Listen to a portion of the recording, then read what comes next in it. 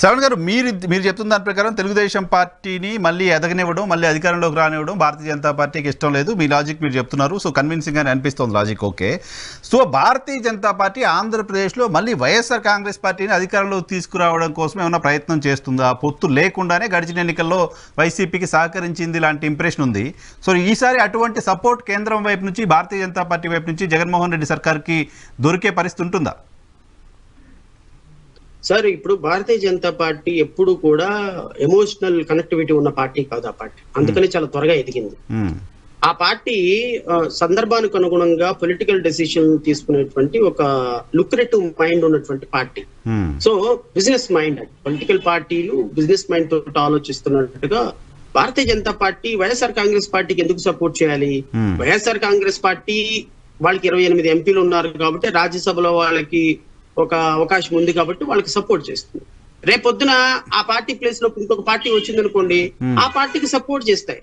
కానీ ఇక్కడ భారతీయ జనతా పార్టీ ఆలోచన ఏంటి అంటే, అంటే ఇది కూడా కొంత హైపోథెటికల్ గానే ఉండొచ్చు, బట్ కన్విన్సింగ్ ఉంటుందో లేదో నాకైతే తెలియదు. ఇప్పుడు భారతీయ జనతా పార్టీ ఈ రాష్ట్రంలో ప్రతిపక్ష పాత్ర పోషించాలనుకుంటుంది. నెంబర్ 1. వైఎస్ఆర్ కాంగ్రెస్ పార్టీ జగన్మోహన్ రెడ్డి కొంత యంగ్స్టర్, అంటే 50 సంవత్సరాలు అయినా కూడా ఇంకో 20 ఇయర్స్ రాజకీయం చేయగలిగినటువంటి ఆలోచన ఉన్నటువంటి వ్యక్తి. బట్ తెలుగుదేశం పార్టీలో చంద్రబాబు నాయుడు గారు ఆల్రెడీ 75 ఇయర్స్ ఆయన. సో ఆయన రాజకీయాల్లో ఈసారి తర్వాత రిటైర్డ్ అయిపోతారు. సో నారా లోకేష్ గారు సమర్థవంతంగా నడపలేరు పార్టీని అనే ఒక ఆలోచన వాళ్ళ దగ్గర ఉంది. సో తెలుగుదేశం పార్టీని డిస్మాంటిల్ చేస్తే ఆ ప్లేస్ లోకి చాలా త్వరగా వచ్చేసి ఆ పార్టీలోని మొత్తాన్ని లాగేసుకోవచ్చు, చాలా సింపుల్ గా లాగేసుకోవచ్చు, రెసిస్టెన్స్ ఎక్కువ రాదు, మనల్ని వ్యతిరేకత కూడా ఎక్కువ రాదు అనేటువంటి ఒక లాంగ్ రన్ ఇమాజినేషన్ లో భారతీయ జనతా పార్టీ ఉందేమో అని నేను అనుకుంటున్నా. ఇప్పుడు రేపొద్దున ఒకవేళ తెలుగుదేశం పార్టీ ఫర్ ఎగ్జాంపుల్ రేపు వైఎస్ఆర్ కాంగ్రెస్ పార్టీ అధికారంలోకి వచ్చిందనుకోండి ఆంధ్రప్రదేశ్ రాష్ట్రంలో, నేచురల్ గా అంటే వాళ్ళు ఏమో కావాలని వైఎస్ఆర్ కాంగ్రెస్ పార్టీని బూస్టప్ చేసినా చేయొచ్చు, చేయగలిగింది ఏం లేదు.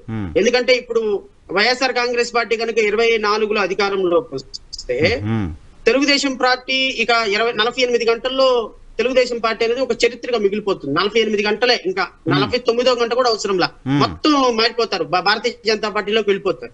సో వైఎస్ఆర్ కాంగ్రెస్ పార్టీలో ఉన్న జగన్మోహన్ రెడ్డి యొక్క కేసులు, ఆయన యొక్క లైఫ్ అంతా రాక్షసుడి ప్రాణం చిలకలో ఉన్నట్టు జగన్మోహన్ రెడ్డి ప్రాణం కూడా భారతీయ జనతా పార్టీ చేతుల్లోనే ఉంది.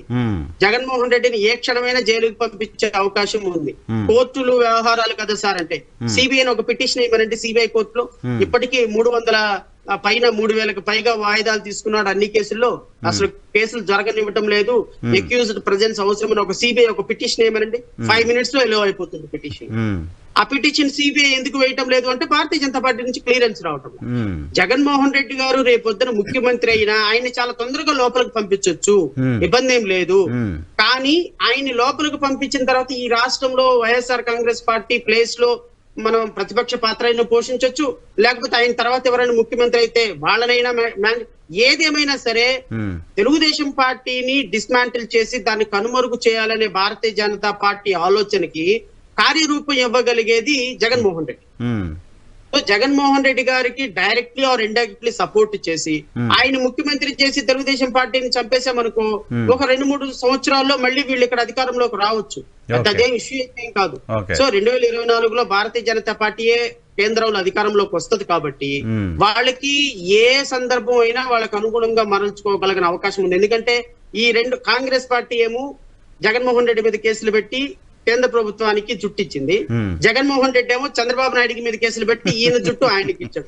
వీళ్ళిద్దరు జుట్టులు ఇప్పుడు భారతీయ జనతా పార్టీ చేతిలో ఉన్నాయి, సిబిఐ చేతిలో ఉన్నాయి. ఇప్పుడు చూడండి రేపమ్మ అరవింద్ కేజ్రీవాల్ అరెస్ట్ అయిపోతున్నారు, నోటీసులు ఇచ్చారు.